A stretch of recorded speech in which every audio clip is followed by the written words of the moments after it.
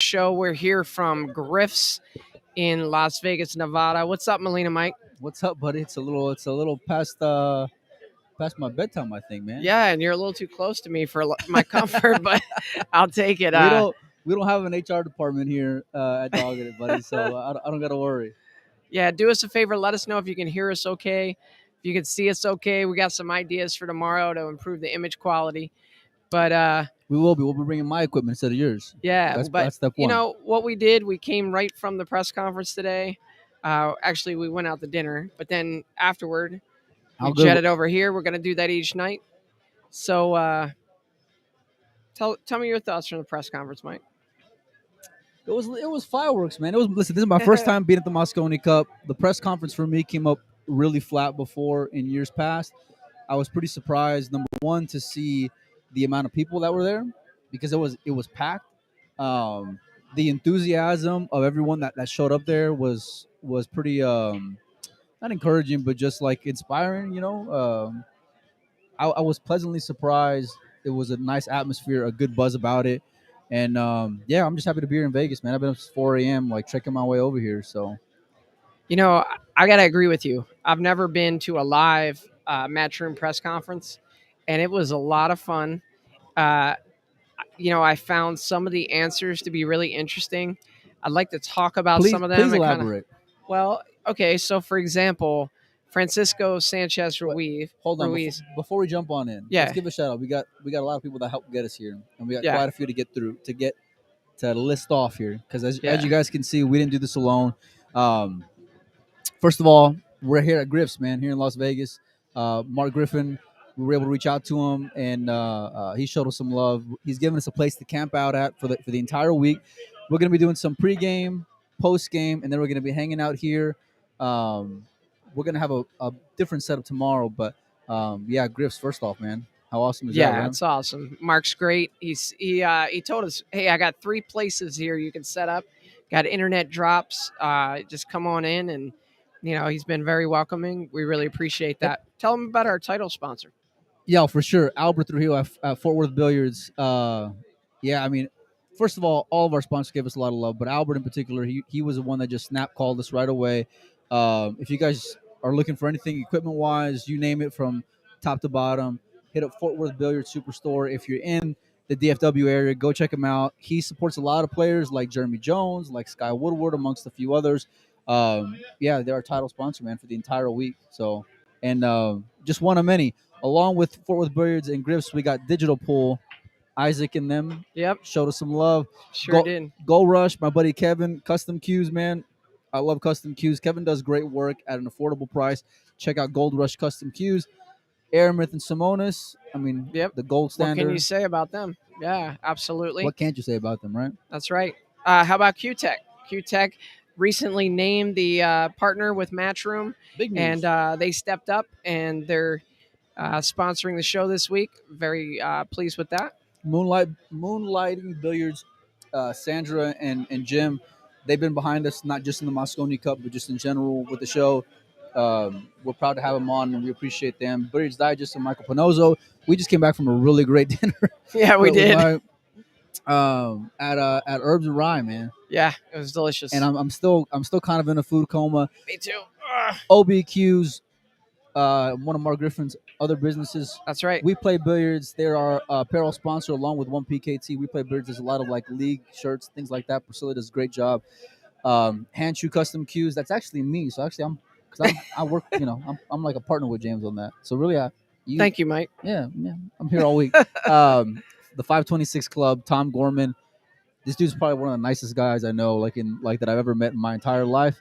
And he was the first one to reach out and just say, "Hey, what do you guys need?" and just help us out. That's awesome. Yeah, 3 seconds to Kuya.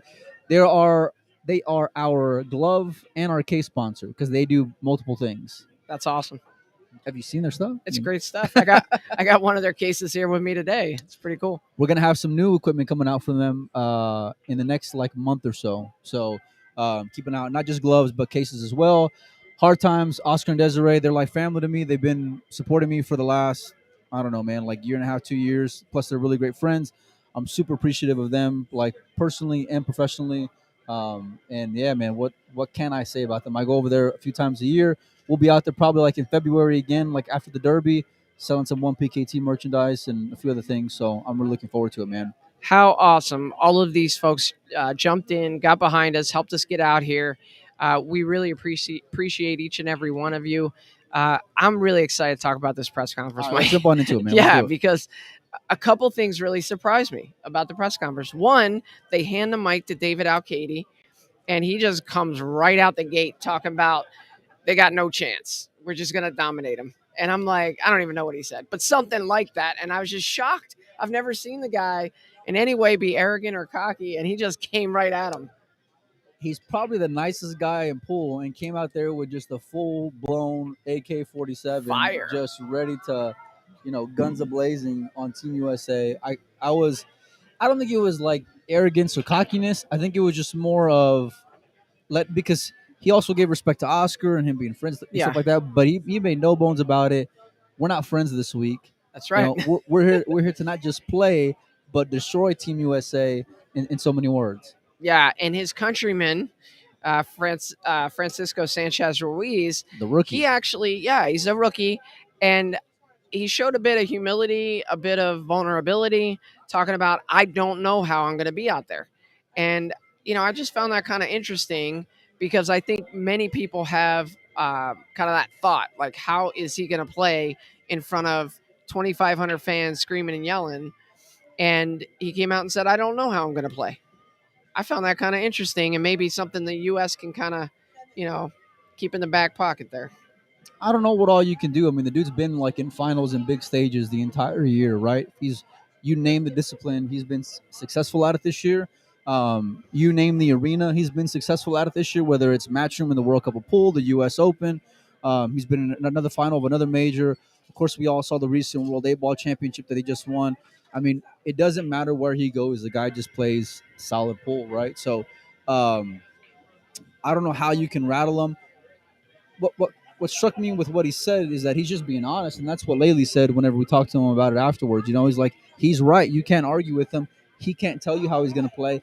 Everybody can come out and be cocky and say all these things where like, I'm going to do this, I'm going to do that, I expected this, but like you don't know until you're there, right? So I appreciate that he's at least has that awareness. It just shows his level of maturity for him. But it's I'm sure it's a lot easier when you got four killers right beside you and your best friend and the guy who is pretty much on the road with you and sitting behind you in every final you played in, and David, that you can depend on and lean on this entire week. Right? So there was no question about it that the star of the press conference, or at least the one that did the most talking, was Earl Strickland. He comes in quiet as a church mouse, sitting there, not looking around, Head just down, the head entire down. time. Yeah, and I'm thinking, is he even going to say anything? Is this a strategy from the U.S. where, hey, let's not let Earl talk or tell Earl not to talk? And all of a sudden, Emily started asking Earl questions, and man, it's just like the floodgates opened, and Earl kicked into Earl mode, and he's just going off on equipment. He's going off on I shoot straighter than all these guys, and Right. The equipment out there is great. It's real tight pockets. What was your impression of Earl today? I mean, the guy just tells you his version of the truth, right? And he does it with this. He's kind of a revolutionary in a lot of aspects, and people kind of mock him and poke fun at him, but people follow suit off of Earl. He's a legend. And one thing that struck me because I'm sitting way in the back, and I'm looking at the Europeans as Earl's going off. The entire room is in awe of that dude.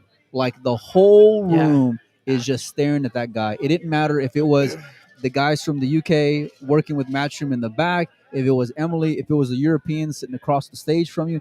It didn't matter who it was. Everyone's just there in awe watching the legend. He's Right? larger than life. He really is. And there's amazing talent up on that stage today, and nobody got the reaction that Earl Strickland got, both good and bad. Right? You had Europeans kind of shouting some stuff at him, but Earl is I Earl. wouldn't say it was Europeans. It was more of Jason shouting some stuff at Well, him. that too. Oh, you mean the fans? Yeah, the okay, fans. okay, Yeah, the fans were getting on his case a Well, little I bit. mean, everybody knows. Like Earl said he was going to pimp slap him. You don't remember? Weren't you there? verbatim, he said he was gonna pimp slap me. I couldn't believe it. That's Earl, man. He doesn't give a shit who you are. Like he's gonna be who he is, no matter who he's around. I love the rawness of the press conference. I love the passion, not just from the fans but from the players. Um, it was a great time for me, man. It really was. I thought the Europeans came out with their chests kind of up a little bit, but they also have a good balance of guys who are, humble. And Josh talked about some failures that he had this year and successes. Albans talked about, when Emily introduces him and he brings up his successes, he's like, yeah, but that was 3 months ago.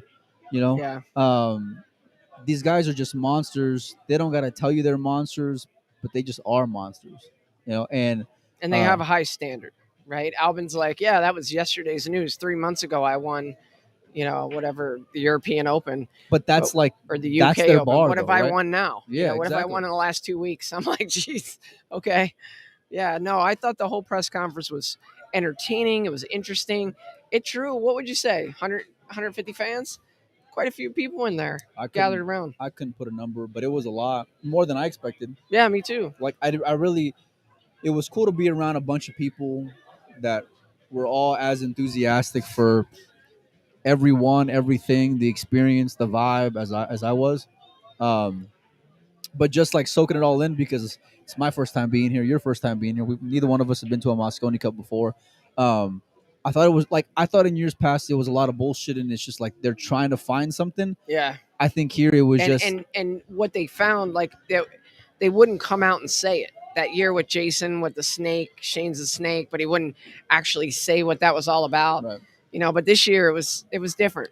I mean, Jason came in with an agenda, but everybody Oh, he has came in hot. everybody comes in with an agenda with Earl. It's no Yeah. secret. You know that he's easily rattled. Earl will say like I'm mentally strong because I train, but everybody knows how mentally weak he is in the sense of like you can get him off his fucking rocker. You know what I mean? Like you can really put him on tilt pretty easily.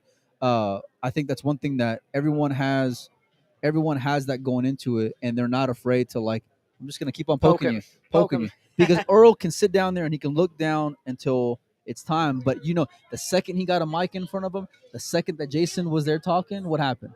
Earl Back. went in Yeah. full Earl mode, man. He did. He did. And Jason wasn't going to take that laying down. Jason came at it, and hey, how's it going? Jason came at it and gave it right back to Earl, and they were going back and And then forth. some. But you know what? It wasn't like it was in years past. It was some friendly banter, I would say. And they even talked about, hey, we're friends after this, we're friends before this, but this week we're not friends. We're going to get at it a little bit. One thing I thought was kind of cool is, we always kind of look at Earl and some of the things that he does with the, ankle weights and, tape around his fingers. And we're always wondering, like, what's he going to do next? Right. Well, he pointed out that he was the first one to use the extra long cue. And he told everybody on the stage, he's like, I told all you guys, now look, all you guys are using extra long cue. And so, I think mean, in some ways, Predator has profited off of that with their 3-inch extensions. Q-Tech has yeah, made those. It's become vogue now, but it wasn't vogue. It was just Earl being a lunatic, being off his rocker, and he ended up being so far ahead of people. that's what I mean. Yeah. Like, was he off his rocker or was he innovative? At the time. Yeah. At the time, he's being mocked and ridiculed, right? Yeah. So I don't know. And look at him I'm- now. I Look at so, the industry now. Yeah, I'm incredibly excited for tomorrow. I mean, it's going to be fireworks. It's going to be so exciting. Why don't you give people an idea of what to expect from us this week as we go about, getting through each day? Pretty much, we're gonna do whatever we can to we're gonna try to bring as much stuff as we can and not get kicked out. I think those are the two those are the two goals. So no, all jokes aside, we're gonna be set up daily, multiple times a day. We're gonna be getting players, anybody that they'll allow us access to. We're gonna do, whether it's Earl or Shane or anybody, anything that happens throughout the day. We're gonna make note of it. We're gonna request access to it. They were great in giving us access to Jeremy and Laylee after the press conference because there was a lot of questions that got asked, but we didn't really get our feet wet there. We're gonna be set up on site. We're gonna be doing a pregame show tomorrow morning. That means you got to get up early, buddy. All right. I'll see what I can do. We're gonna be talking about the lineup. Then we're gonna be doing a post-game show out there, right? We're gonna hang out, enjoy the evening, and then we're gonna come back out here every single night, and we're gonna be hanging out, talking more stuff. And let me tell you something. If you looked at the other screen, this place is popping, man. Alex is here, Evan Lund is here, Chris Reinhold's here, Nick DeLeon's here. There's gamblers here. There's all these guys who are here. And this is this is just Tuesday night. It's Tuesday night. There's I don't know 200 after a people in here. holiday after a holiday week, man. Yeah, You and know, it's cool. Peggy Lyons over there. Who's that? Spencer Layden. He's playing. yeah, Spencer. I don't know what And they're then giving him. my buddy Chris Adams is in action with Tony Piazza's over Piazza. there. He And plays great yeah, one there's all pocket. kinds of people just gathered around here, all kinds of pool players. So if you haven't made your way out to Griff yet, if you're in Las Vegas, make your way out here. You won't regret it. In fact, I don't have the flyer up, but right after Mosconi Cup, I think it's going to be like a 3-day buffer. But then Shane Van Boning is playing Tony Chohan one pocket. So I heard that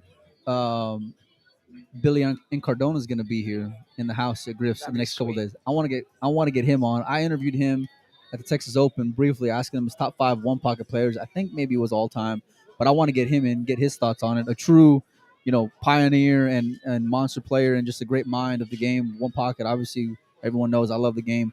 Um, yeah, man. We got the rest of the week to dive into that, and I'm excited for it. We're gonna have everybody who's here. We're gonna drag them on in and talk anything and everything. I'm just pumped for the week, man, to be honest with you. I really am. Yeah. By the way, guys, we can see your comments in here. We don't have them up on the screen just because of real estate, but we do see you guys commenting. We really appreciate that. Do us a favor as we go live this week. We're going to be right in the thick of the action, probably going live from the media room over there by the event. Right. So when you see us come on, hit the share button, hit the like button, follow us. Make sure that you guys are staying up to date on all the latest stuff that we're putting out there. We're here all week, and we're dedicated to this event and bringing you guys some great content. So let us know who you'd like to have, who you would like us to get on the show, man. Yeah. And also, we'll be tagging a lot of our sponsors on there. Show them some love too. Even if you don't go out and buy something from them, go like their Facebook page, go share their Facebook page. That goes a long way for them. They did. We wouldn't be anywhere. We wouldn't be here if it wasn't for them. We wouldn't be here if it wasn't for you guys. Let's all just work together and like everybody here, man. Just enjoy it, right? Yeah, everybody's having a blast. This is really cool. I hope you guys like that. I hope you guys see they're on the waiting list. They're calling people off the waiting list. It's a Tuesday, man. It's yeah, nuts. On a Tuesday. But yeah, check it out. A lot of stuff going on here. A lot of fun.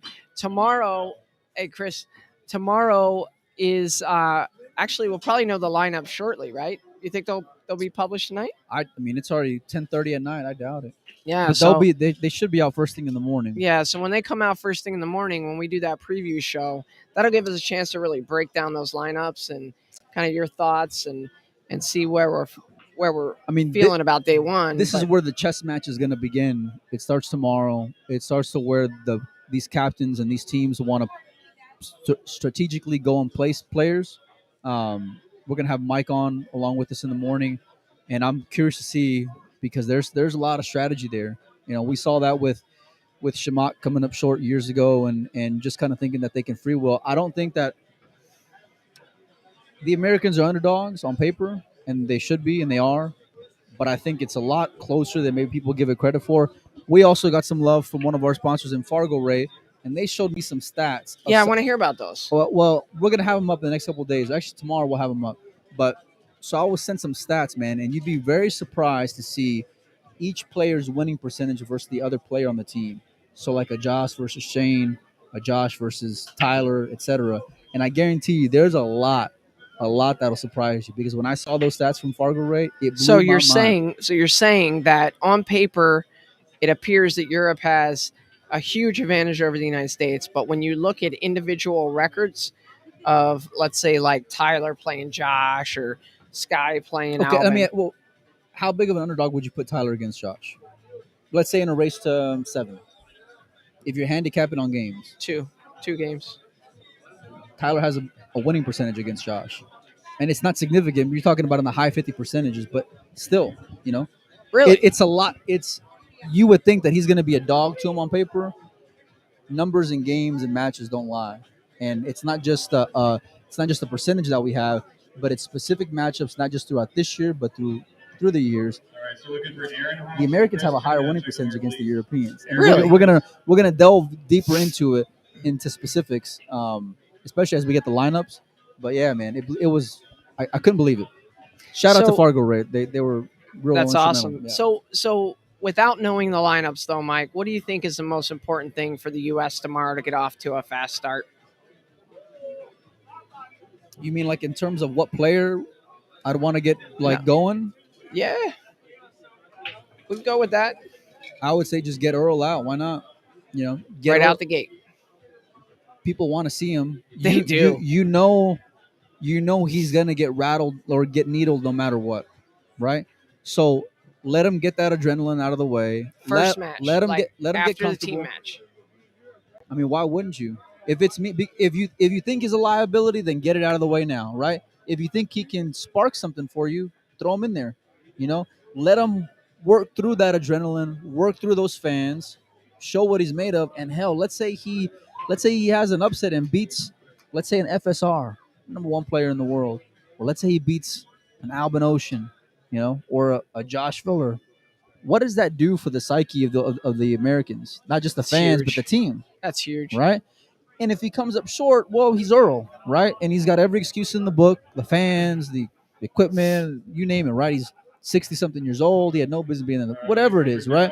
It was too hot, too humid, to this, to that. But he's out there. He can work through that adrenaline, work through those emotions, right? And just start to maybe get comfortable as the event progresses. But get him out of the way because I think you know more or less what you can expect from the other guys. Maybe not Oscar because he hasn't been there in a while, but the Tylers, Skies, and Shanes, you know what you can get from him more or less, right? Um, that's what I would do if I was Jeremy. What would you do? Well, yeah, I like your line of thinking there. And I'm glad I'm not Jeremy because I have no idea what I would do. But I do think going into tomorrow, the USA needs to get off to a hot start. They need to come out of they need to I come out of day appreciate you. one feeling like um, that they're in this thing, right? That they can compete with the Europeans. Everybody in the world is So you're putting saying like put in the guy who's going to give me the best shot at just getting yes, that point. yes. Get points So quickly. who's that going to be for you? Sky. I'm getting Sky in early and often. Yeah, but you're going to have limitations like based off of the rules. Yeah, I know. This guy can't play I'm 20 matches curious. for you. Shifting gears a little bit, you and I were in there. There was a practice table in that same room with the press conference. We walked over, we inspected the practice table, and it scared the hell out of me. If I had to shoot on that table in front of 2,500 fans, I don't know what I would do. Those pockets were, if they were 4 inches, I'd be shocked. They look smaller than 4 inch pockets. Yeah. The players are talking about how difficult the table is. Wait a minute, not the players. It's the Americans. Americans talking about it, not the Europeans. What did Jason say in the press conference? We hit the heart of the pocket every time. He's got confidence about him. Right? It's Yeah. not. Don't say it's the players because it's not. If Well, you really paid attention, the you know Americans. it's the Americans Yeah. and Earl primarily. Which if he's the liability, that's the one guy I'm like, oh Yeah, man, but he was saying he liked it. He liked the difficult pockets. We're gonna see how much he likes it. It'll When be he's interesting because the pockets are super tight, but when you get the new cloth on there, they're gonna play more forgiving. they're going to play more forgiving. But at least the way the players are talking about it kind of leads me to believe that, wow, this is going to be pretty intense tomorrow. We're going to see a lot of missed shots. Earl talked about it. He said, hey, there's going to be a lot of times where you're not going to go for that shot. You're going to lay up. And he said, not just me, everybody. Right. And he pointed over to the European team. I thought that was kind of funny. And that's when Jason came back and he's like, I'm shooting at it, or whatever. It was kind of neat. I love the moving part of the game. One of the most compelling matches of last year was, the the last rack between David and Jeremy, right? And Yeah. the epic safety battles and just the beauty that can come from watching great players go and move and see who's going to blink first and see who's going to give it the first shot, who's going to take it on, who's going to duck. That risk reward factor that we get in one Yeah. pocket, so many times. It's interesting. Robert Reese commented in here and he said Steyer needs to think about one more safety when he's in a safety battle. He tends to be a little quick going for that shot and trying to get out when he could maybe play another safety and kind of extend things. I'm curious, who do you think on the U.S. team plays the best defense? I think Sky's kicking game is probably the most underrated out of anybody on earth, to be honest with you. If you've ever been anywhere where there's a three cushion table and Sky's He's playing at a always tournament playing three cushion. every single time. Like in between matches, you'll always see him be playing three cushion. He's one of the best kickers, but kickers with a purpose, right? So like what side of the ball, how it's coming off. Um, I think it's really tough to put him in jail, and he also is intelligent enough and has enough experience to be able to put you in really uncomfortable positions. Um, that for me is probably the best safety player. Plus, he can come with a clutch jump shot too if he needs to. Yeah, Yeah. for sure. I'd be curious to see how Oscar's going to perform this year. I think he's another one. He's got that experience, and because of the fact that he doesn't play a ton of pool at this stage of his life, on the tight pockets, he may elect to play a little more safe than he would maybe 10 years ago when he was hitting balls all the time. I think there's Oscar's gonna have to work through those butterflies. I mean, you could say all the right things, but having not been there and then now being there, um, like Jason said, any player who tells you they're not going to be nervous is lying to you. Um, the other guys, with the exception of Earl, have just been there a lot of times. Even Tyler, for example. But I think as Oscar works through the tournament, he'll be and he's experienced enough to know his percentages, and he's also he's not a showboat, meaning that like he's not going to go for something that I think is low percentage just for the sake of like trying to come with a home run. Does that make sense? Yeah. He's going to really play those percentages. The table's going to make you feel uncomfortable, and he's going to try to do his best to keep you in a tight spot. Yeah. If you come with a shot, you come with a shot, right? What can you do? Yeah. So the YouTube audience is telling us we lost our feed on Facebook. Probably has something to do with the music. So we'll have to kind of figure out a solution for that. I thought we had like 80 people ish somewhere on there, and then it yeah, just kind of jumped down. dropped off Yeah, pretty like quickly. in half. But thanks everyone for joining us on YouTube. And we'll have to figure out this Facebook thing for tomorrow because we're definitely going to be here at Griff's again, going live. So, Well, I mean, even if we just got to go live on YouTube, we can just post it for the. that's a good idea. you know. Maybe we will do that tomorrow. So, somebody said Facebook is lame. So we'll have to get all the Facebook people to go over to YouTube for the nighttime show. We talked about the Americans and who you'd want to get out there. Who would you want to get out for the Europeans, or how would you want to start if you're Laley on that first singles? Who are you throwing out? Probably Albin. Probably going to get Albin out there. It's pretty you smart. can't go wrong. Can't go wrong with Albin. World class player, in fairly good form. I mean, you're fairly kind of good form. Well, I mean, I don't know what to say. I mean, right. Is he as good a form as he was the year before when he just won everything? No, but he's still an amazing player. So He's a world class player. Yeah. So I think if you're looking at it from a team aspect, one thing I always like doing is I always like starting with maybe my second or third best player. And I think this year, in terms of who's the hottest right now, he's probably somewhere in maybe 3 or 4. It's crazy to think about. Isn't it? How nuts is Well, that? I mean, he was you got FSR. He was you got 3 on the money list for the Europeans. If you realistically, I think if you're ranking the European team, you're probably going Josh, at least in the Mosconi Cup and how they play in the Mosconi Cup, you're going Josh and Jason, 1 and 1A. And then I think you come right after that with Albin. But then Francisco, the rookie, is like, he's a monkey wrench, right? Because he's playing better than all of them right now. Yeah. I mean, in everything outside of the Mosconi Cup. Well, but like you said, there's a lot. There's unknown. We will see. Like it's judgment day. But I'm going to take the opposite approach that you recommended for Earl with Francisco, and I'm going to say, don't get him out there early. Let him experience the environment. Let him see his team perform. The ones that have already been out there doing it, let him have some high fives, see some successes, and then get him into it maybe later in the day. Okay. But what if there's not successes? That's a good point.